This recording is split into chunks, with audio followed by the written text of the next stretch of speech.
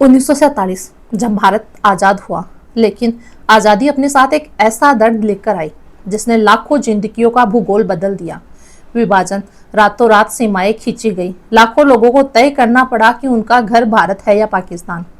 उस वक्त भारत के संविधान निर्माताओं के सामने एक बहुत बड़ा सवाल था। जो लोग बंटवारे के समय भारत छोड़कर पाकिस्तान चले गए, क्या वो भारत के नागरिक रहेंगे? और अगर कोई वहां जाकर वापस आ गया तो उसकी नागरिकता क्या होगी?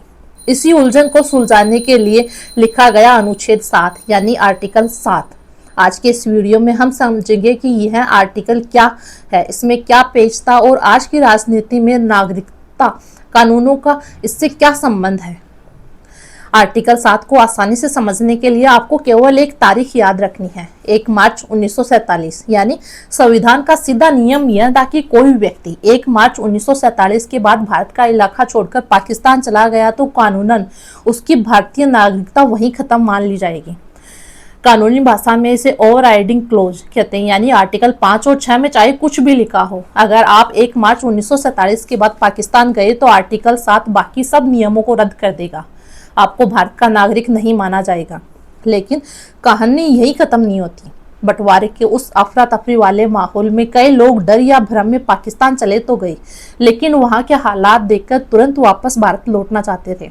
इसलिए संविधान सभा ने आर्टिकल 7 में एक प्रोविजन एक्सेप्शन जोड़ा, यानी यह नियम कहता है कि अगर कोई व्यक्ति पाकिस्तान तो गया लेकिन बाद में सरकार से आधिकारिक पुनर्वास परमिट लेकर कानूनी तरीके से हमेशा के लिए भारत वापस आ गया तो उस पर नागरिकता छीनने वाला नियम लागू नहीं होगा। उसे फिर से भारत की नागरिकता लेने की प्रक्रिया में शामिल होने का मौका दिया जाएगा। अब अगर आपके मन में सवाल आ रहा होगा कि क्या आर्टिकल 7 को कभी बदला गया और इस पर अब तक कितने एक्ट बने हैं, तो सच यह है कि मूल आर्टिकल 7 में कभी कोई बदलाव नहीं किया गया। क्या आर्टिकल 11 ने संसद को यह पावर दी कि अगर वो देश के हालात के हिसाब से नागरिकता के नए कानून बना सके तो वह इसी पावर का इस्तेमाल करके नागरिकता के कानून बना सकती है। और इसी के तहत संसद ने नागरिकता अधिनियम 1955 बनाया और इस कानून में अब तक 6 बड़े संशोधन हो चुके हैं, जिनमें 1986 का संशोधन, 1992, 2003, 2005, 2015 और जो सबसे चर्चित है वो है CAA 2019।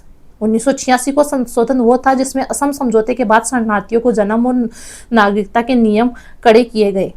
1992 का संशोधन जिसमें विदेश में जन्मे बच्चों को मां के आधार पर भी नागरिकता देने का अधिकार मिला। 2003 का संशोधन अवैध प्रवासियों की परिभाषा तय की गई और OCI की व्यवस्था शुरू हुई। 2005 का संशोधन OCI कार्ड धारकों के अधिकार स्पष्ट किए गए। 2015 का संशोधन PIO और OCI कार्ड को विलय किया गया। 2019 का संशोधन पाकिस्तान, बांग्लादेश और अफगानिस्तान से आए 31 दिसंबर 2014 से पहले आए पीड़ित गैर मुस्लिम अल्पसंख्यकों को शीघ्रता से नागरिकता देने का प्रावधान किया गया। और रही बात भविष्य की, तो आर्टिकल 11 के तहत संसद के पास असीमित अधिकार है आने वाले समय में अवैध घुसपैठ, नेशनल रजिस्टर, डिजिटल सिटीजनशिप जैसे मुद्दों पर देश हित में जितने चाहे नए एक्ट बना सकती है। अगर संपेक्ष में कहे तो आर्टिकल 7 केवल एक कानूनी धारा नहीं है, बल्कि यह हमारे देश के इतिहास के उस दौर का दस्तावेज है जब सीमाएं तय हो रही थी और लोग अपने वतन की पहचान ढूंढ रहे थे। अगर आपको यह जानकारी सरल और स्पष्ट लगी तो इस वीडियो को शेयर जरूर करिए और संविधान के ऐसे ही महत्वपूर्ण विषयों को आसान भाषा में समझने के लिए हमारे चैनल को सब्सक्राइब करें। जय हिंद।